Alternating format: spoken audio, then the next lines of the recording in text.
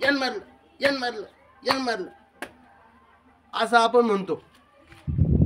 जर एखादं लेकरू जर आलं आणि दगडाची ठेस लागली, मग आपण काय म्हणतो, दगडानं पाडलं ना असं सांगतो आपण.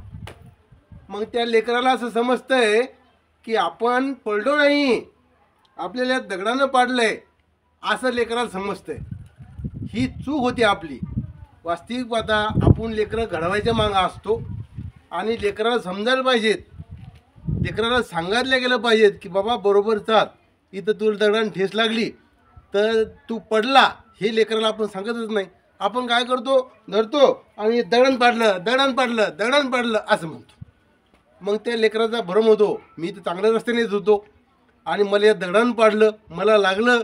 आणि त्या लेकराला चांगले संस्कार शिवायचे आहे, ती वाईट संस्कार आपण त्या लेकरांना देतो. आणि ते लेकरंही मग पुढं चालून मोठं झालं की दुसऱ्याला दोष ठेवायचं लागतंय, दुसऱ्याच्या चुका काढायचं लागतंय. स्वतःची चूक ते कधी सांगत नाही, स्वतःचं मान्य करत नाही. आणि असे लोक जीवनामध्ये बऱ्याच ठिकाणी फसतात.